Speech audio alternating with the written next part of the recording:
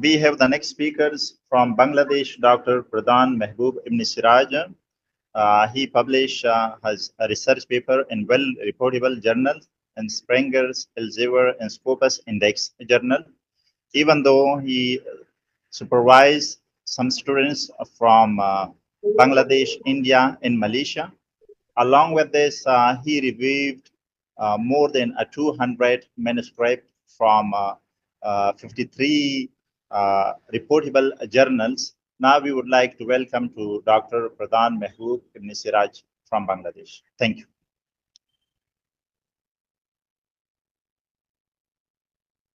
Just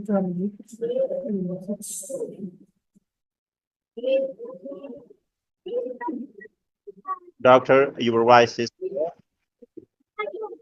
okay. Is it clear and audible? now it's audible. We can hear you. Thank you.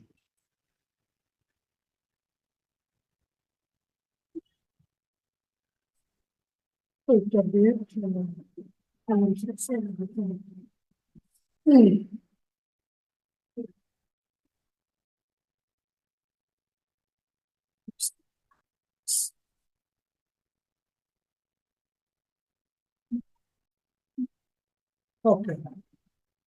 So am I audible? Can you hear me clearly? Yes, doctor, we can hear you. Thank you very much. Especially thanks to the organizers who invited me for this opportunity to share my knowledge, especially for qualitative data collection procedure and process. You have already given my introduction as it's Dr. Prodhan Mhbub Ibna Seraj, Associate Professor at the Department of English, American International University, Bangladesh.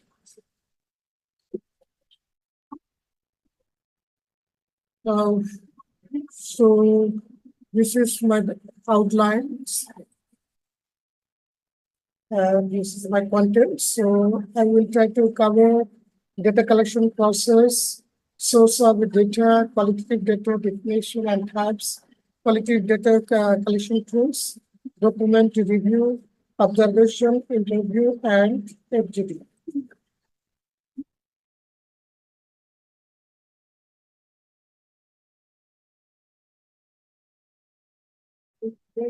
So just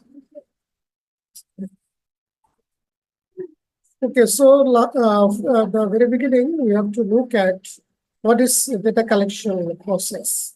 So data collection process means it has several characteristics or several issues.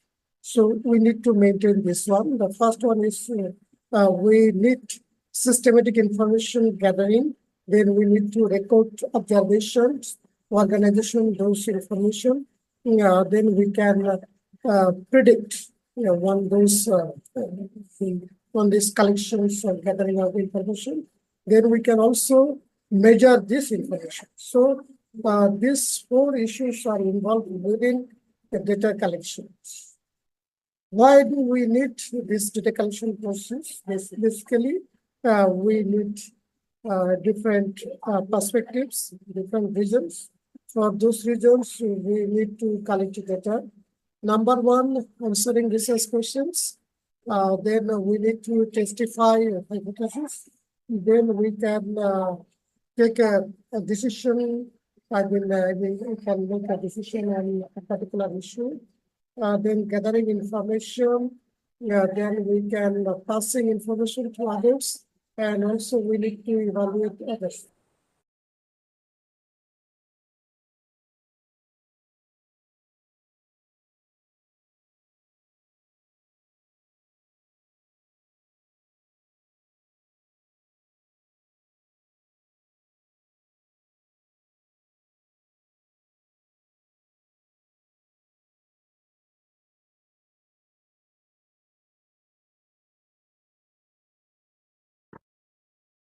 Doctor, your mic is muted.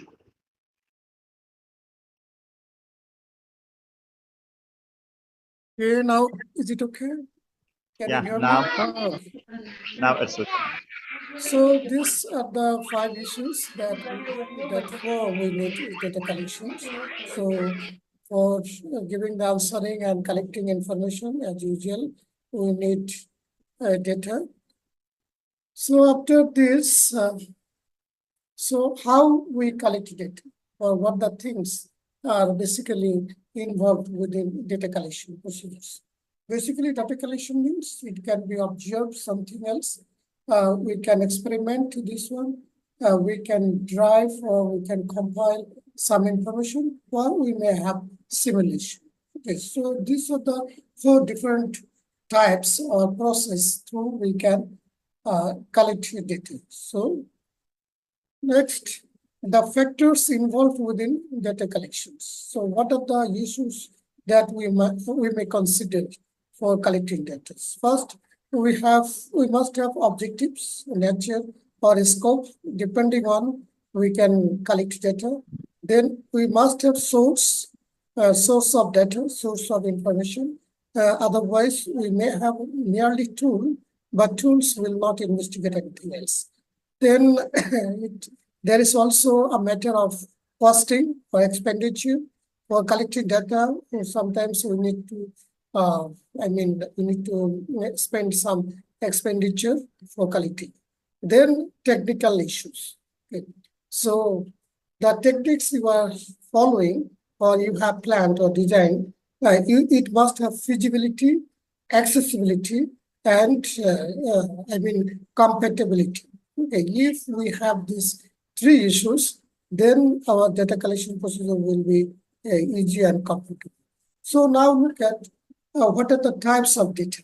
Okay. So usually there are 2 types of data, external and internal. This external is called primary data and internal is called secondary data. So, sorry, primary data means the data we directly collect. How?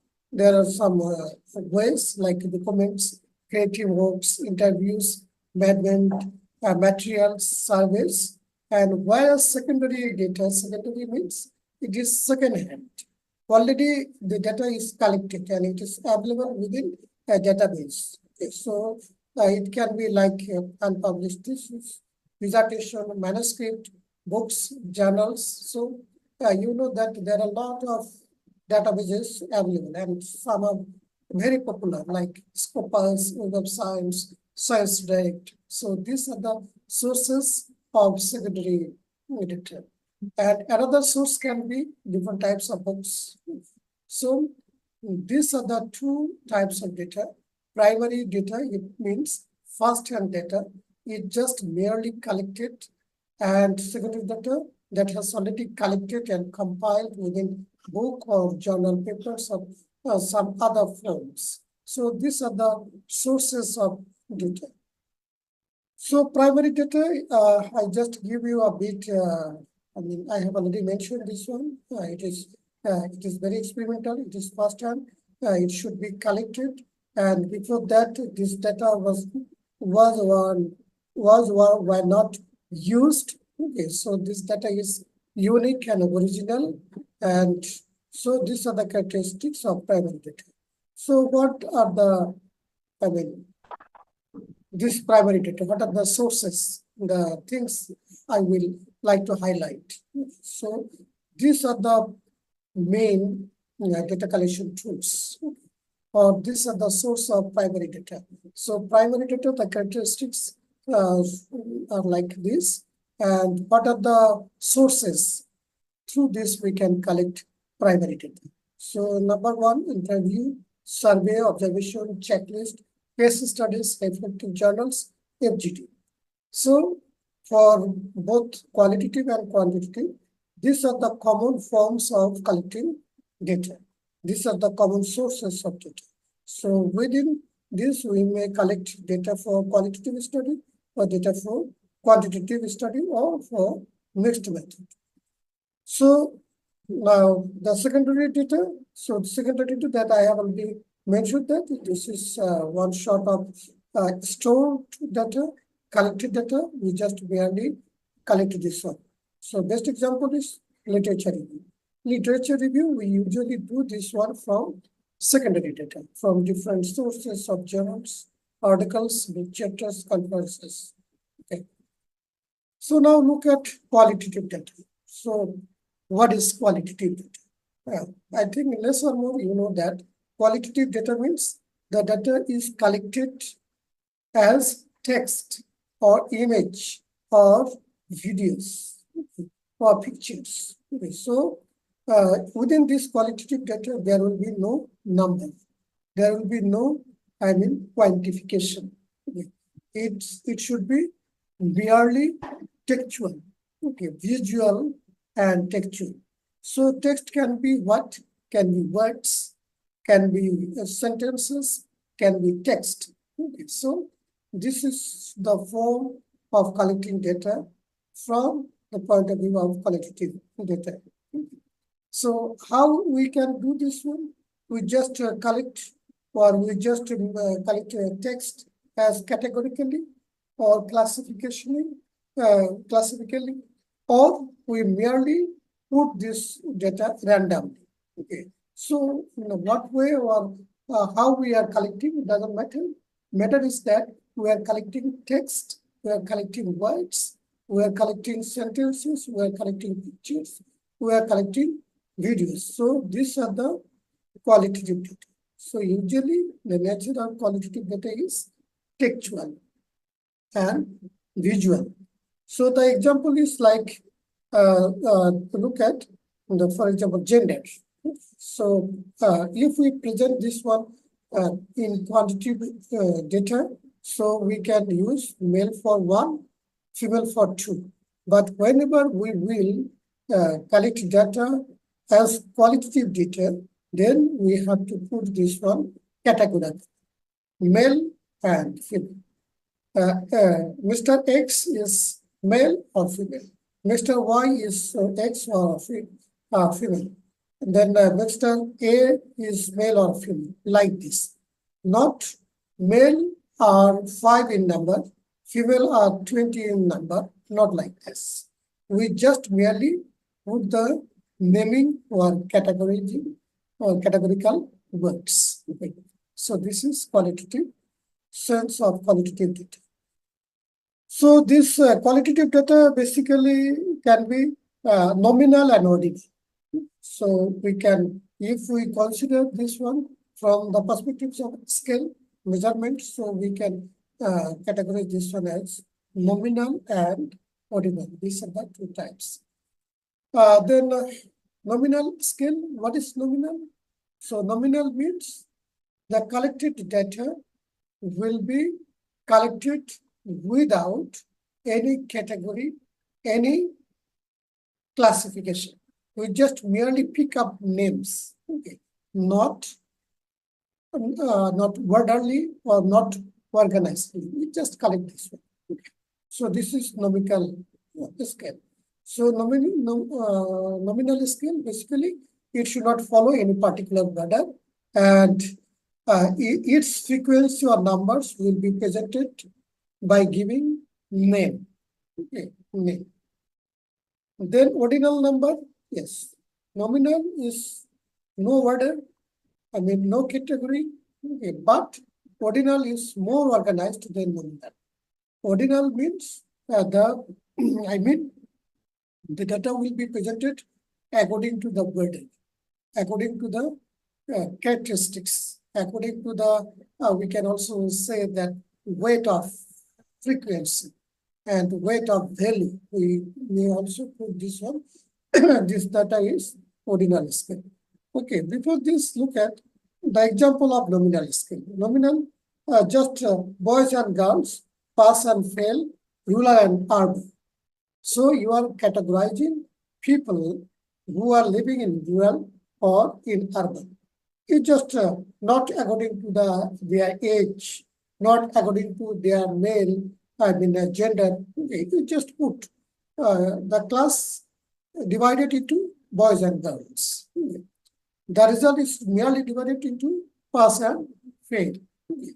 So it's just merely giving the name of the category. Okay.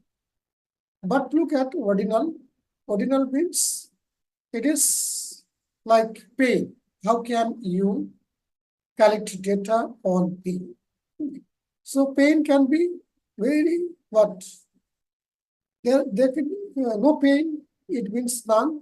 There might be little pain, might be mild pain.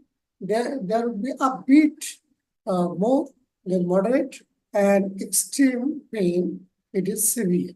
So this is the nature of the burden of pain. So pain can be categorized into this way. So if you collect data in this way, it would be what? Yes, it would be ordinal scale or ordinal data. So for qualitative data, we consider nominal and ordinal. Okay. So this is the examples of the wall scales. Usually there are the four scales, okay, nominal, ordinal. These two are for qualitative, then interval, it's test scores, it's numerical. And numerical means it's quantitative. Okay, ratio scale, okay, there is a ratio, it also quantitative. Okay. So usually interval scale and ratio scale are used for quantitative, nominal and ordinal scale are used for qualitative. So now look at what are the focusing points for collecting qualitative data. What are the central issues that we can or we may consider for collecting data? Basically, we collect through qualitative data experiences of students, experiences of participants. Okay, we collect data opinions of people, or opinions of teachers, students, or different categorical people. Okay. So we can also take out feelings, feelings of the participants, knowledge of the participants, and in the process of input of participants. So basically, these are the 5 key issues, central issues we need to concentrate for collecting data according to the research questions. Okay. So your research question will guide you what types of data you collect.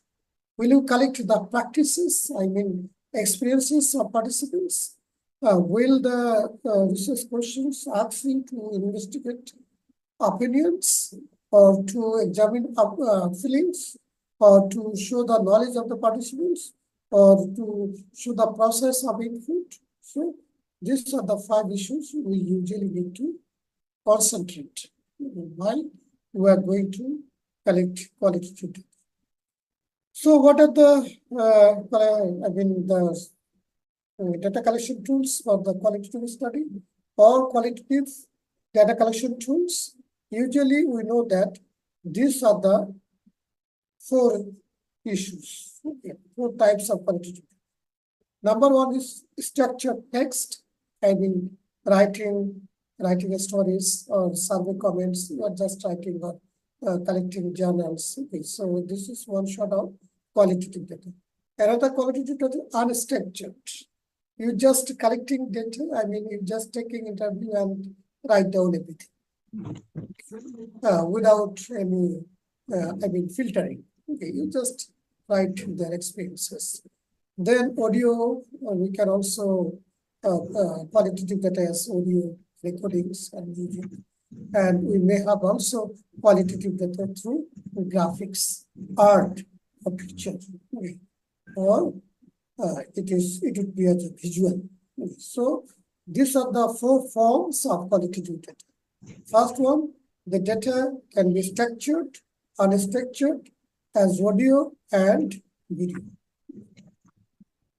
And what is the data collection tools or instrument that we are going to investigate qualitative research through qualitative data collection procedures? Number 1, document review, observation, interviews, focus group discussions. So observation, interview, focus group observation, these are the very common, but beside this, there are some other issues like reflective journals, like checklist. Checklist can be both quantitative and qualitative. Okay. So there are some other data collection tools too. Okay, but these 4 are less or more common. I just want to make a difference between interview and focus group. Both are basically interviews, but there is a difference. Interview means one-to-one, and focus group means you are taking interview of a group. So document analysis, what are the documents that you can usually analysis for collecting qualitative data? Basically, as we are, say for I am the teachers of English language. So if I want to investigate, I mean through document review, okay, so I need to go through, I mean, curriculum, this one is course library, then I can observe, I mean, I can collect the TP, I mean the teachers performance evaluation sheet, okay, for evaluating teachers, then meeting minutes that I think the last semester's the meetings, several meetings have been conducted. Okay, I can also review those meeting minutes. Okay, then strategic plans, newspapers. Basically, through this document review, basically we investigate through several documents. Then observations. Okay, observation is very subjective. You know that qualitative data is very much subjective. So observation is, I think, one of the, I mean, empathetical, I mean, subjective data collection tools. So observation, you may observe what your class according to your research questions. So observation, we need to just observe the behaviors, manners, patterns, types of particular participants in accordance with the research questions. So there might be 4 types of observations. A complete participant, I mean, researcher becomes member of the group, then participant as an observer. So researcher spend extended time with participants. Okay, sometimes if we conducted ethnographical qualitative research, over there researcher need to stay with the group, with the community, okay, for observing. So this is another. Then observer as a participant, researcher spends limited time and observe the class or something else. Then complete observer, so researcher observes an outsider and does not tell people they are being observed. So this is one sort of hiding observation. You just merely participate and observe what have you are going to target. So this is the types of observation and what types of things or what are the dimensions are involved within observation. Basically, we need to observe the physical setting, then the people, I mean the participants, actors, then the activities. So the activities you are targeting to investigate, then the object, if there is anything else, then time. So yes, obviously there will be fixed, I mean, time issue over there. Then the goal. So you can also, I mean, explicitly or implicitly express your goal. Then the feelings of the participants, you can also observe this. So these are the dimensions. These are the different perspectives that we can observe for collecting data in these issues. Then preparing observation. Basically, for observation, you must prepare a checklist. The checklist will be in according to these slides, these 7 points, is basically given by Spadlet in 1979. So, in the very beginning, you must have this checklist. Okay. So, after observation, so basically, observation has 3 parts. Preparation part means before observation, then during observation, and then after observation. So after observation, what should you do? Yes, you will, the notes you have taken, you need to organize this. And you also need to expand those notes, or if there is anything else, I mean, it is organizing stage. Okay, you are going to organize, I mean, the collected notes connected themes, what you have observed. Interview is very common to us. I think less or more everyone we have gone through this. So interview, whether it is for research purpose or any other purposes, every day we are going through interview. So types of interview, basically, there are the four different types. It's four different types.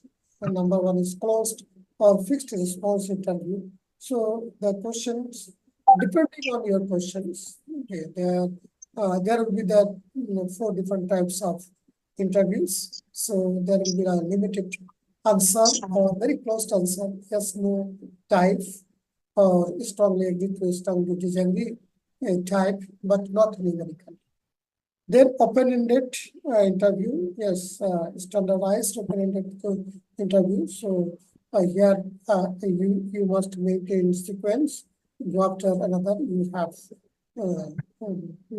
gone for collecting this thing. This one is called structured interview. Then number three is guided interview. Okay, so guided interview is there must have guides. There must have some key points. Okay, not the questions. With this, you just good. Then informal conversation, very informal. You just have a tea, cup of tea with your participants, and you are talking, you are sharing, okay, your opinion, and through this sharing experiences, you are picking up or eliciting the, your targeted or your objective in response to your research questions. So this one is another type of interviews. Yeah. But there are something else that make you a good or successful interview session. I think in the very beginning, you must have good communication skill. You must have good posture, non-verbal communication.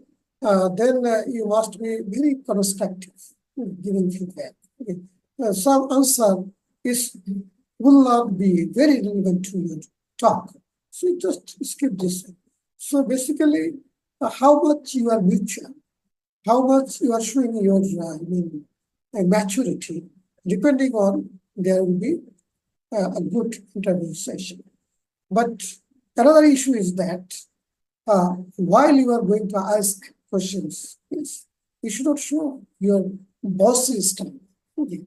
You must be very congenial, okay, and very compatible. Okay.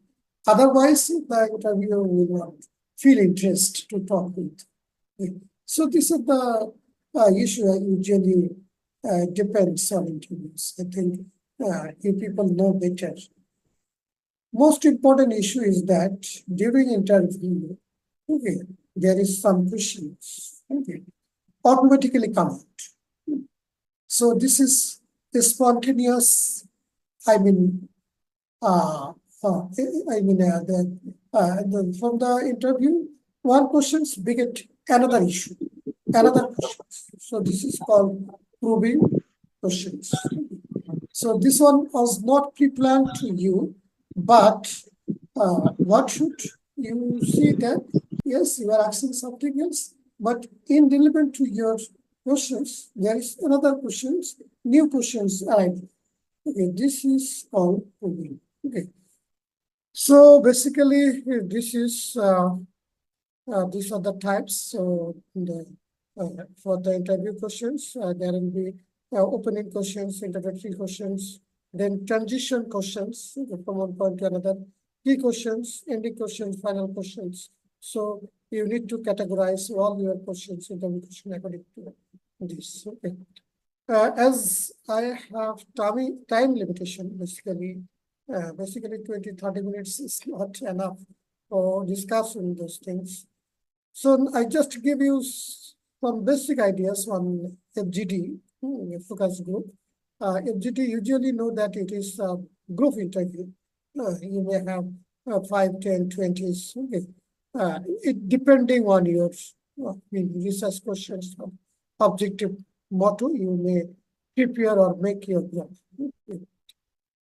So basically, what the things in FGD we can easily find. Basically, as there are many people, many minds. So whenever there are so many people talking on the particular topic, yes, there will be in-depth information. Okay. And this outcome is like a question answer interaction. Okay.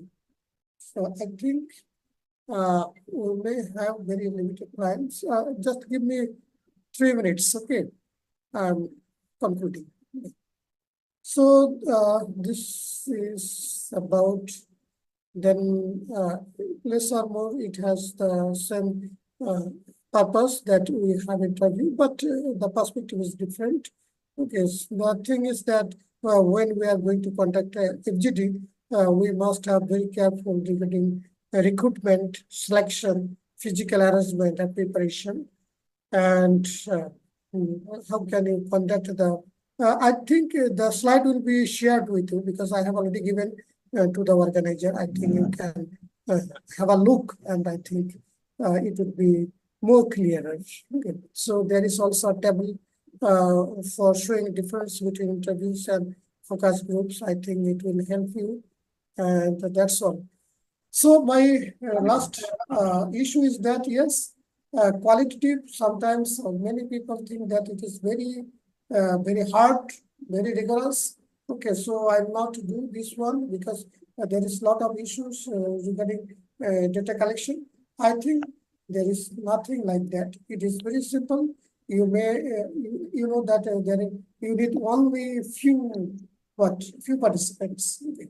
And your sample size should be very small, and the production will be very covered within very short time. Okay. Thank you very much. Thanks the organizer again for giving me this opportunity. Okay.